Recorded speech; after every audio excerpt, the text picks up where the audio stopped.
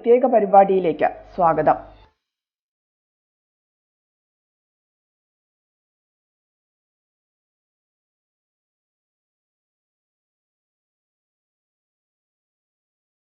രാജ്യമെങ്ങും ഡോക്ടേഴ്സ് ദിനാഘോഷ പരിപാടികൾ നടക്കുകയാണ്.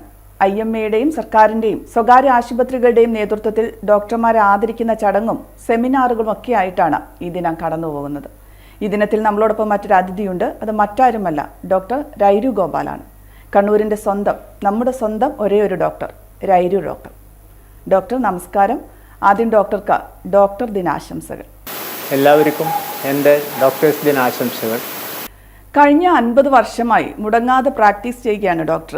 ഫീസിൻ്റെ കാര്യത്തിലായാലും മരുന്ന് കുറിക്കുന്ന കാര്യത്തിലായാലും രോഗികളുടെ ആശ്വാസ കേന്ദ്രം കൂടിയാണ് ഡോക്ടറുടെ വീട്. ഡോക്ടറെ, ഇപ്പോഴും പുലർച്ചെ 2 മണിക്ക് തന്നെയാണോ എഴുന്നേൽക്കുന്നത്? ഇതാണോ പതിവ്? ദിനചര്യകൾ ഞാനിപ്പം പണ്ട് തുടങ്ങുന്ന ടൈം ഇപ്പോഴത്തെ വ്യത്യാസമുണ്ട്. ഇപ്പോൾ പ്രസൻറ്റ് ഞാൻ 2:15 ഞാൻ എഴുതി. രാവിലെ എൻ്റെ എല്ലാം മടിക്ക് ഞാൻ എണീക്കും. നേരെ പശുവിൻ്റെ ആലയിലേക്കാണ് പോകുന്നത്. അവിടെ പോയി ആലയൊക്കെ ഒന്ന് വൃത്തിയാക്കി ചാണകമൊക്കെ വാരി പശുവിനെ കുളിപ്പിച്ച് കഴുകി കറന്നു. പിന്നെ അതിന് ഭക്ഷണം കൊടുത്തു. അത് കഴിഞ്ഞ് വന്ന് ഷേവും കൂടിയൊക്കെ കഴിഞ്ഞ് പൂജാമുറിയിൽ പോയി പൂജയൊക്കെ കഴിഞ്ഞതിന് ശേഷം പത്രം ഒരു 5:30 മണിയാകുമ്പോഴേക്കും 5:20 പത്രം വന്നു കഴിഞ്ഞാൽ അത് അതിന് 5:20 പാല് വാങ്ങാൻ ആരെങ്കിലും വരും. അവർ കൊടുത്തു. 5:20 പത്രം വന്ന പത്രമൊക്കെ ഒന്ന് തിരിച്ച് മറിച്ച് നോക്കി പിന്നെ ഒരു ചായ കുടിച്ച് ഡ്രസ്സ് ചെയ്ത് നേരെ 6:30 6:40 ആകുമ്പോഴേക്കും പേഷ്യൻ്റ് വരാൻ തുടങ്ങിയാൽ ഞാനങ്ങ് കയറും. അപ്പോൾ അത് തലേ ദിവസം ബുക്ക് ചെയ്ത് എത്ര പേഷ്യൻ്റോ അത്രയും നോക്കി തീർക്കാമെന്നുള്ളതാണ്. ചിലപ്പോൾ 90 ആയിരിക്കും, ചിലപ്പോൾ 100 ആയിരിക്കും, ചിലപ്പോൾ 80 ആയിരിക്കും. ഇപ്പോൾ ഈ പ്രായത്തിൽ എനിക്ക് കൂടുതൽ ആൾ നോക്കാൻ കുറച്ച് പ്രയാസമുണ്ട്. കാരണം എനിക്ക് സ്റ്റാഫില്ല. ഞാൻ ഏകനായിട്ടാണ് പണിയെടുക്കുന്നത്. പണ്ട് മരുന്ന് കൊടുക്കാനൊക്കെ ആളുണ്ടായിരുന്നു. ഇപ്പോൾ ഞാൻ തന്നെ ഡിസ്പെൻസ് ചെയ്യുക, ഞാൻ തന്നെ പേര് വിളിക്കുക, ഞാൻ തന്നെ നോക്കുക. അപ്പോൾ അതിൻ്റെ കൂടി 1 മണിക്കൂറിൽ മാക്സിമം 10 പേഷ്യൻറ്റ് എനിക്കിപ്പോൾ നോക്കാൻ പറ്റുള്ളൂ. അപ്പോൾ അത് 8 മണിക്കൂർ, ഇപ്പോൾ 10 മണിക്കൂർ 100 പേഷ്യൻ്റാകുമ്പോൾ 10 മണിക്കൂറാവും. അപ്പോൾ ഇത് സാധാരണ ഒരു 9 മണിക്കൂർ 8 മണിക്കൂർ കൊണ്ട് എൻ്റെ പണി തീർച്ചിട്ട് ഞാൻ ഉച്ചയ്ക്കത്തെ ഭക്ഷണം കഴിച്ചിട്ട് റെസ്റ്റ് എടുക്കും. പിന്നെ വൈകിട്ട് കഴിഞ്ഞാൽ ഈ OP ചിപ്സൊക്കെ ഞാൻ ആർക്കും പേഷ്യൻസിന് കൊടുക്കുന്നില്ല. ഇതൊക്കെ തിരിച്ച് ഇതിൻ്റെ അതായത് ബണ്ടിൽ കയറ്റി വെക്കണം. മരുന്നൊക്കെ തീർന്ന മരുന്നൊക്കെ സ്റ്റോക്ക് ചെയ്യണം. ബാക്കി ഇതൊക്കെ കഴിയുമ്പോഴേക്കും സന്ധ്യയാവും. സന്ധ്യ കഴിഞ്ഞ് പ്രാർത്ഥനയൊക്കെ കഴിഞ്ഞ് ഭക്ഷണം കഴിച്ച് കുറച്ച് നേരത്തെ ഒരു 9-9:30 മണിയാകുമ്പോൾ കിടക്കാം. ഞാൻ വേറെ പ്രത്യേകിച്ചൊരു ചില്ലറ ദേവി മാൽസ്യം വിഷ്ണു സഹസ്രനാമമൊക്കെ വായിച്ചിട്ട് രാത്രി 9-9:30 മണിയൊക്കെ കിടക്കും. എനിക്കിപ്പോൾ ഞാൻ അതിനെ കൊണ്ട് അഡ്ജസ്റ്റ് ചെയ്യാണ്. എനിക്ക് അതൊരു ശീലമായി മാറി. പണ്ട് ഞാൻ 3 മണിക്ക് കൃത്യം OP സ്റ്റാർട്ട് ചെയ്യുന്നതാണ്. അപ്പോൾ അന്ന് അതിലും കുറച്ചും കൂടി നേരത്തെ എനിക്കും. അപ്പോൾ ഒരു 3 മണിക്ക് കൃത്യമായിട്ട് എൻ്റെ യങ്ങർ ഏജിൽ അറ്റ്ലീസ്റ്റ് കുറച്ചൊരു 10, 20, 30 കൊല്ലം മുമ്പേ 3 മണിക്ക് കൃത്യമായിട്ട് എനിക്ക് ഇതേപോലെ തന്നെ റൂട്ടീൻ തുടങ്ങും. പക്ഷെ അന്നൊരു 250-300 പേഷ്യൻസിന് നോക്കും. കാരണം എന്ന് വെച്ചാൽ സ്റ്റാഫുണ്ട്. അപ്പോൾ 1 മണിക്കൂറിൽ എനിക്ക് ഒരു 20 പേഷ്യൻസിനെ മേലെ നോക്കാൻ പറ്റും. 20-21 പേഷ്യൻസിനെ നോക്കാൻ പറ്റും. ഇന്നിപ്പോൾ നേരെ പകുതിയെ നോക്കാൻ പറ്റുന്നത്. അപ്പോൾ അത് ഏകദേശം ഇത്രയും സമയം തന്നെ ഉറങ്ങാൻ കിട്ടുള്ളൂ. അവർക്കൊണ്ട് വലിയ കുഴപ്പമൊന്നും വന്നിട്ടില്ല ഇതുവരെ. മരുന്നിൻ്റെയും ഫീസിൻ്റെയും കാര്യത്തിൽ ഇത്തരമൊരു തീരുമാനമെടുക്കാൻ പ്രേരകമായ ഘടകം എന്താണ്? എന്തെങ്കിലും ഒരു പ്രത്യേക കാരണമുണ്ടോ അതിന്? കാരണം ഞാൻ മാത്രമല്ല, എൻ്റെ കുടുംബത്തിൽ എൻ്റെ അച്ഛന് 4 ആൺമക്കളാണ്, പെൺകുട്ടികളില്ല. 4 ഡോക്ടേഴ്സാണ്. അച്ഛൻ ഈ രീതിയിലാണ് ശീലിച്ചതും എല്ലാവരും. പണ്ടേ അച്ഛൻ ഒന്ന് പറയാറുണ്ട്, ഈ പൈസ ഉണ്ടാക്കാനാണെങ്കിൽ ഒരു പാര വാങ്ങിയിട്ട് ഒരു സ്റ്റൈൻ ബാഗ് നട്ട് പൊളിച്ചിട്ട് പൈസ എടുക്കുക, അതാണ് നല്ലത്. ഈ പണിയെടുക്കുകയാണെങ്കിൽ അത് അതിൻ്റെ രൂപത്തിലെടുക്കുക. എന്തുകൊണ്ട് ആ ചുറ്റുപാടിൽ വളർന്നത് കൊണ്ടാണോ അറിയില്ല. നമ്മൾ ആരും ഇപ്പം എന്തെങ്കിലും ബ്രദർ വേണുഗോപാലിൻ്റെ ഡോക്ടർ സർജൻ, അവൻ ഈ പറഞ്ഞ മാതിരി ഒരു പൈസ എന്നുള്ളൊരു ഇതിനല്ല, കൂടുതൽ നമ്മളൊരു സർവീസ് എന്നുള്ള നിലയിലാണ് നമ്മളിത് ചെയ്തു വന്നിരിക്കുന്നത്. അത് മാത്രമേ എനിക്ക് തോന്നിയിട്ടുള്ളൂ. വീട്ടിൽ നിന്ന് അങ്ങനെ വളർന്നു വന്നതാണ്. പൈസ എന്നുള്ളത് അതിനൊരു വലിയൊരു സിഗ്നിഫിക്കൻസ് കൊടുത്തിട്ടില്ല. ജീവിതത്തിൽ ഈ സർവീസ് കൊണ്ട് കിട്ടുന്ന സുഖമാണ്. സ്വാഭാവികമായും മരുന്ന് കമ്പനികൾക്ക് പലതിനും ഡോക്ടറെ അത്രയ്ക്കങ്ങ് പിടിക്കുന്നുണ്ടാവില്ലല്ലേ? മിനിമം എക്സ്പെൻസിൽ നമ്മളെ കൊണ്ട് കഴിഞ്ഞ് പരമാവധി വേണ്ടാന്നല്ല, അത്യാവശ്യത്തിന് മാത്രം എഴുതുക. അതും നമ്മൾ വില നോക്കിയിട്ട് എഴുതുക. അല്ലാണ്ട് ആരെങ്കിലും റെപ്രസെൻറ്റേറ്റീവ് വന്നിട്ട് പറയുന്നതിനനുസരിച്ചിട്ടുള്ളാണ്ട് നോക്കിയിട്ട്. ഇപ്പോൾ ₹1 കിട്ടേണ്ട മരുന്ന് ചിലപ്പോൾ 12 ഉറുപ്പ്യക്ക് കിട്ടണം. ₹1 തന്നെ കിട്ടുന്നത് ഞാൻ എഴുതാറുള്ളൂ. അത് റെപ്രസെൻറ്റേറ്റീവ് വന്നിട്ട് എന്നോട് ഇതെന്ന് പറയുമ്പോൾ ഞാൻ അവരോട് ചോദിക്കോളൂ, എന്നിട്ട് എൻ്റെ മരുന്നിന് എത്ര വില? അപ്പോൾ അവർ 12 ഞാൻ ഇന്ന കമ്പനീൻ്റെ മരുന്നിന് ₹2 ഉള്ളൂ. അപ്പോൾ ഒരു പരിങ്ങല്ലായി. ഇതിങ്ങനെ ആവർത്തി ചോദിച്ചുകൊണ്ട് ഇപ്പം എൻ്റെ അടുക്ക് ഒറ്റ പെർസെൻറ്റേജ് വരാറില്ല, ഒരാളുമില്ല, ഒരു മനുഷ്യനെ പോലും ഇങ്ങോട്ട് കാണില്ല. ഇപ്പം ഞാനത് നോക്കിയിട്ട് അതിനനുസരിച്ച് എഴുതി കൊടുക്കുക. ആവശ്യമില്ലാണ്ട് വേറെ കമ്പനിക്കാരനെ പെണ്ണിക്കണ്ട്. ഞാൻ my interest is my passion. പ്രയാസങ്ങളുണ്ടായിരുന്നു, പക്ഷേ വലിയ ഒരു പ്രശ്നമൊന്നുമല്ല. എനിക്ക് ഇത്രയും പേജ് ഒരു 10-18 ലക്ഷം പേഷ്യൻസിനെ ഏകദേശം നോക്കി തീർത്തിട്ടുണ്ടാവും ഞാനിപ്പോൾ എൻ്റെ ഒപ്പിയിൽ. ഒരു ശരാശരി നോക്കുകയാണെങ്കിൽ ഏകദേശം അപ്രോക്സിമേറ്റ് ഏകദേശ കണക്കല്ല, എന്നാലും സുമാർ പറയാം. അപ്പോൾ അത് പേഷ്യൻസിന് എന്നോട് ഒരു അങ്ങേയറ്റത്തെ സ്നേഹമാണ്. ആ സ്നേഹത്തിൻ്റെ സുഖം നമ്മൾ പൈസ കൊടുത്താൽ കിട്ടാത്ത സുഖമാണ്. എനിക്ക് ഇപ്പം ബാക്കിയുള്ളൊരു കൂട്ടർ പേഷ്യൻസ് ഡോക്ടറോട് കയറി പറഞ്ഞു, ഡോക്ടറെ കാര്യത്തിന് എനിക്ക് അങ്ങനെ ഒരു അനുഭവം ജീവിതത്തിൽ ഉണ്ടായിട്ടില്ല. എനിക്ക് എന്നോട് സ്നേഹം, എനിക്ക് അവരോട് സ്നേഹമായിരുന്നു. അതൊരു ബുദ്ധിമുട്ടായിട്ട് എനിക്ക് ജീവിതത്തിൽ തോന്നിയിട്ടേ ഇല്ല.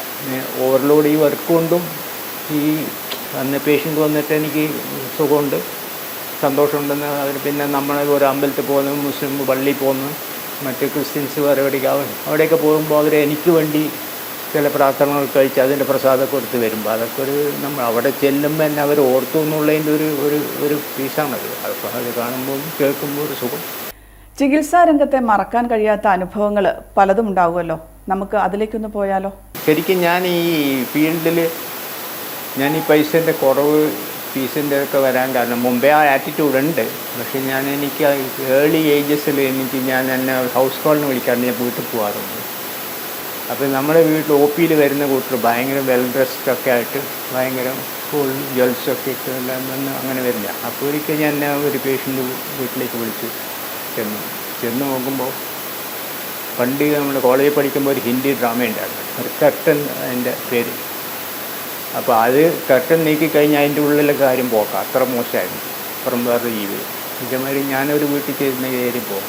അവർ ആ സ്ത്രീ എൻ്റെ അടുക്ക് വരുന്നത് ഭയങ്കര വെൽ ഡ്രസ്ഡായിട്ട് കുറേ ജ്വൽസൊക്കെ ഇട്ട് ഞാൻ ചെയ്തിട്ട് കുറേ ഭയങ്കര വെൽ ഓഫാണെന്ന് ചെന്ന് നോക്കുമ്പോൾ അതിൻ്റെ അകത്ത് ഒറ്റ റൂം, 5-6 പിള്ളേരുണ്ട്. മൂത്തത് ഒരു പെണ്ണാണ്, ഒരു 10 വയസ്സായി. ഒറ്റ ഒന്നിനൊരു നൂല് പോലും ഇല്ല, കംപ്ലീറ്റ് ഒരു തുണിയില്ല, കംപ്ലീറ്റ് നേക്കഡായിട്ട് കാട്ടിലൊക്കെ നടക്കുക. കിടക്കുന്നത് എന്താണെന്ന് വെച്ചാൽ ഈ സിനിമ പോസ്റ്റ് ഉണ്ട്, അതിന് കുറേ എവിടുന്ന് സംഘടിപ്പിച്ചുകൊണ്ട് അത് വിരിച്ചിട്ട് അതിങ്ങനെ സൈഡിലെടുത്ത് അത് വിരിച്ചിട്ടൊക്കെ കിടക്കുന്നു. ഒരു ഗതിയില്ല. അപ്പോൾ ഞാൻ ഇവരെ കിട്ടി എനിക്ക് ഫീസ് ഓഫർ ചെയ്ത് ഞാൻ വാങ്ങില്ല. എനിക്ക് ഭയങ്കര കണ്ടിട്ട് ഭയങ്കര വിഷമമായിപ്പോയി. ഞാൻ വിചാരിച്ചു ഇവർ കണ്ടത് ഞാൻ വിചാരിച്ചു ഇവർ ഭയങ്കര വെൽ ഓഫാണ്. അത് കഴിഞ്ഞാൽ അത് മനസ്സിൽ പോകുന്നില്ല. അത് ഒരിക്കൽ ഞാൻ എന്നിട്ട് അവരുമായിട്ട് അടുത്ത് അറിയുന്ന എനിക്ക് ക്ലോസ് ആയിട്ടുള്ള ഒരാളോട് ചോദിച്ചു എന്ത് സംഭവം ചോദിച്ചു. ഇവരിങ്ങനെ വില അവരൊക്കെ പറഞ്ഞു സാർ ഇത് അവരൊരു ചുറ്റുവട്ടത്തുള്ള അവർ കംപ്ലീറ്റ് പോരാണ്, ഒന്നുമില്ല. ചുറ്റുവട്ടത്തുള്ള കൂട്ടർ ഒരു ഗ്യാങ്ങായിട്ട് ഒരു സെറ്റ് ഡ്രസ്സും ഒരു സെറ്റ് ഗോൾഡ് ജ്വൽസൊക്കെ വാങ്ങിയിട്ട് പുറത്ത് പോകുമ്പോൾ ഓരോരാൾ പോകുമ്പോൾ ഇതന്നെ ഇട്ടിട്ട് പോകും. കണ്ടാൽ വിചാരിക്കും ഭയങ്കര വെള്ളം, ഇവർക്കൊന്നും ഇല്ലത്. എനിക്ക് മനസ്സിലായി നമ്മൾ ഈ കാണുന്ന ഈ അപ്പിയറൻസ് അല്ല ബാക്കിലുള്ള ജീവിതം. അതിൻ്റെ അകത്ത് ഡോക്ടറെ ഒരു സ്ഥാപനത്തിൽ നിന്ന് പുറത്താക്കാൻ ഒരു സ്ത്രീയെ വേഷം കെട്ടിച്ച് പറഞ്ഞയച്ച കഥ ഒരിക്കലും ഡോക്ടർ എന്നോട് പറഞ്ഞിട്ടുണ്ട്. ഒരു പക്ഷേ അത് അന്ന് ജയിലാവാതിരുന്നത് ചെയ്ത പുണ്യങ്ങളുടെ ഫലമായിരിക്കാം അല്ലേ? ഭയങ്കര വിഷമമുള്ള സ്ഥിതി വന്നിട്ടുണ്ട്. ഞാൻ പറഞ്ഞില്ല ഒരു ക്വാസി ഗവൺമെൻറ് സർവീസിൽ ഞാൻ ഉണ്ടായിരുന്നു കോപ്പറേറ്റ്. അപ്പോൾ അവർക്ക് എന്നെ വേണ്ടെന്ന് വെച്ചാൽ അവർ വേറൊരു ആൾ അവർക്ക് താല്പര്യമുള്ള ആളെ സെലക്ട് ചെയ്യാൻ വേണ്ടിയിട്ട് ശ്രമിച്ചു. അപ്പോൾ അതെനിക്ക് അറിഞ്ഞുകൊണ്ട് ഞാൻ അന്ന് എൻ്റെ അങ്കിൾ ഒരു സീനിയർ IAS ഓഫീസർ, അപ്പോൾ അവർ ട്രിവാൻഡ്രത്തുള്ളപ്പോൾ ഞാൻ മൂപ്പരെ കോൺടാക്ട് ചെയ്തു. എന്നോട് ഞാൻ പറഞ്ഞു മാമ എനിക്ക് ഇങ്ങനെ ഞാനൊരു ആപ്ലിക്കേഷൻ കൊടുത്തിട്ടുണ്ട്, നിങ്ങളെ ഇൻഫ്ലുവൻസ് കൊണ്ട് എനിക്ക് ജോലി വേണം. ഒരു ഫെയർ ആൻഡ് സ്ക്വയർ ഞാനാണ് എലിജിബിളും വെച്ചാൽ എനിക്ക് തരണം, അല്ലാണ്ട് വേറെ വളഞ്ഞ വഴിക്ക് വേറെ ആൾ. അപ്പോൾ അവർ ഇത് വെച്ചിട്ട് ഞാൻ നോക്കിയപ്പോൾ അവർ ഒരു ഇൻ്റർവ്യൂ വെച്ചു. ഇൻ്റർവ്യൂവിൽ കളക്ടറും DMO എല്ലാം ഉണ്ട്. അപ്പോൾ എന്നോട് ചോദിച്ചതിനൊപ്പം ഞാൻ സ്മാർട്ടായിട്ട് ഉത്തരം പറഞ്ഞു. അവരെ കാൻഡിഡേറ്റ് ചോദിച്ചപ്പോൾ ഒന്നും പറഞ്ഞില്ല. കളക്ടറിന് അപ്പോൾ ഇവർ അങ്കിൾ തന്നെ കളക്ടർ വിളിച്ച് പറഞ്ഞു തന്നു. അപ്പോൾ ഞാൻ സ്ട്രിക്റ്റായിട്ട് പറഞ്ഞില്ല എനിക്ക് നിങ്ങളെ മരുവണമെന്ന് വെച്ചിട്ട് ഒന്ന് പരിപാടി ഒന്നും വേണ്ട. അപ്പം കളക്ടർക്ക് മനസ്സിലായി ഇവർ ഡിസ്കസ് ചെയ്യുമ്പോൾ അതായത് ആ കുട്ടിക്ക് പിന്നെ ഒന്നും പറയാൻ പറ്റാൻ ടെൻഷൻ കൊണ്ടാണ് അതങ്ങനെ. അതൊന്നും നടക്കില്ല. ഇൻ്റർവ്യൂവിൽ നല്ലവണ്ണം ചെയ്ത് ഇയാളാണ് ഇയാൾക്ക്. അപ്പം അന്ന് മുതൽക്ക് അവർക്ക് എന്നോട് വിരോധമാണ്. കാരണം മറ്റേവരെ കേട്ടണം തോന്നി പറ്റിയില്ല. ഞാൻ വന്നു, അത് അവർക്ക് ഇഷ്ടപ്പെട്ടില്ല. പിന്നെ എന്നെ പുകയിച്ച് പുറത്ത് കാണിക്കാൻ വേണ്ടി അവർ പല വിദ്യകളും ഉപയോഗിച്ചു. അതിലൊരു വളരെ നീചമായ ഒരു വിദ്യ അവർ ഉപയോഗിച്ചത്.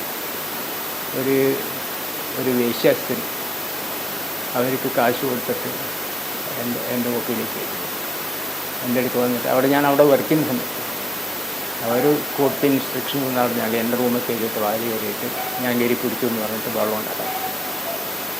പക്ഷെ ദൈവത്തിൻ്റെ ഒരു കൃപ കൊണ്ട് ആ സ്ത്രീ, ഞാൻ ഗവൺമെൻറ് ഹോസ്പിറ്റലായിരുന്നു ഹൗസിങ് ചെയ്തിരുന്നത്. അപ്പോൾ ഒരു ബ്രോത്തൽ റൺ ചെയ്യുന്നുണ്ടായിരുന്നു. അതിൽ ഒരു പെൺകുട്ടിക്ക് ഗർഭമായി.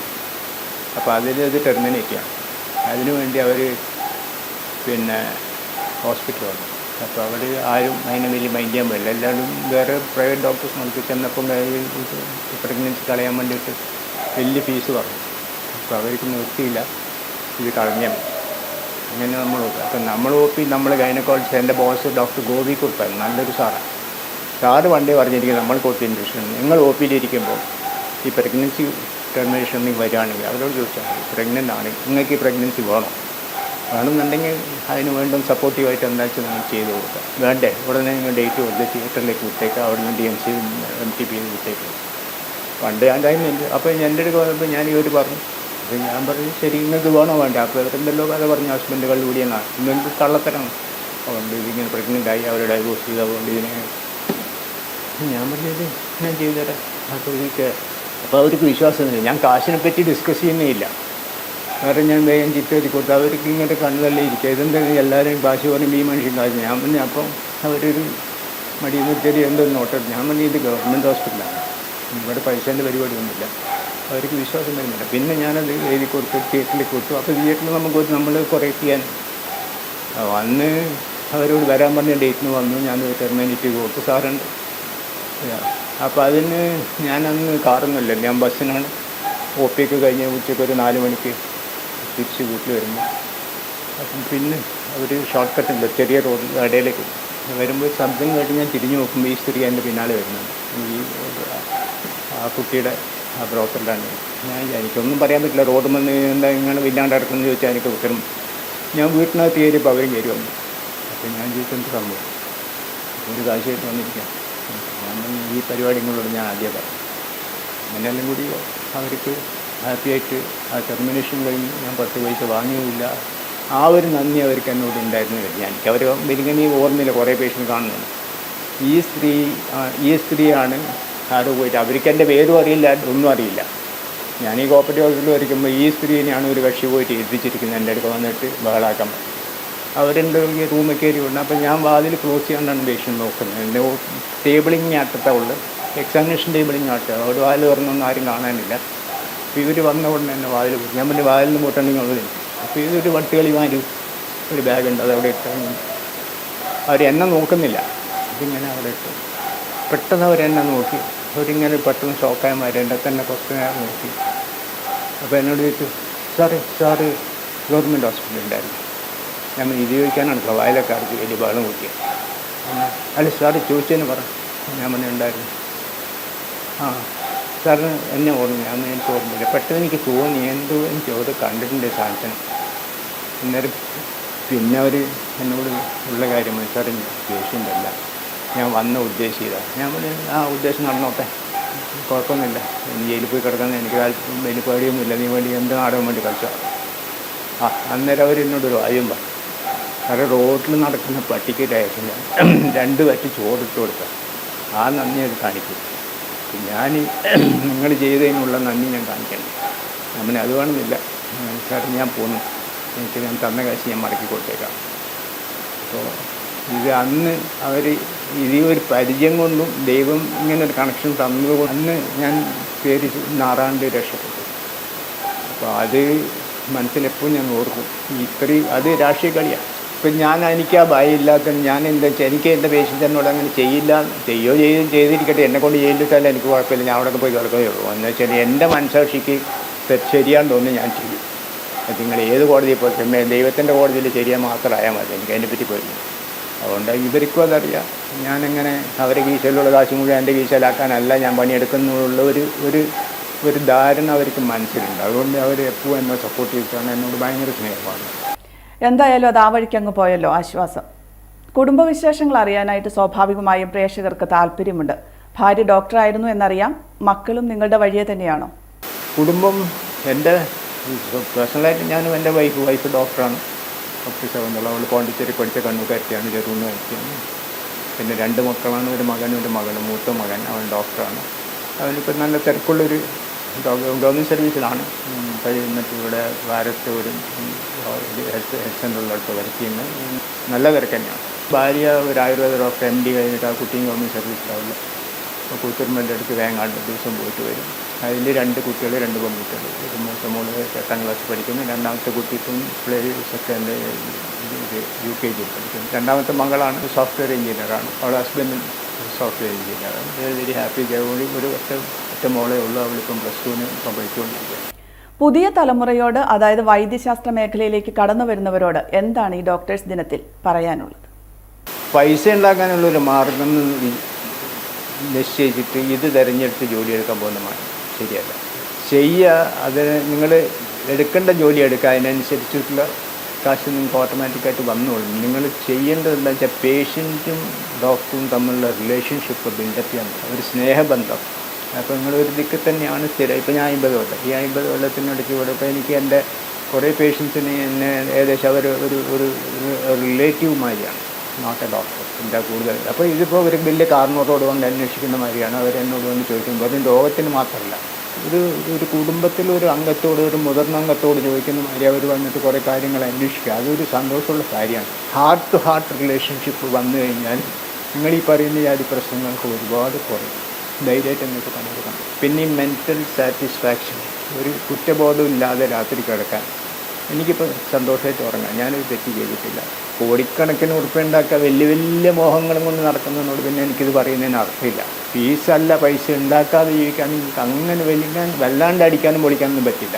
എന്നാലും സുഖമായിട്ട് ജീവിക്കുക, സന്തോഷമായിട്ട് ജീവിക്കുക, മനസ്സമാധാനത്തോടെ ജീവിക്കുക. ആ കാശിന് ഒരു പ്രത്യേക ഒരു വാല്യൂ ഉണ്ട്.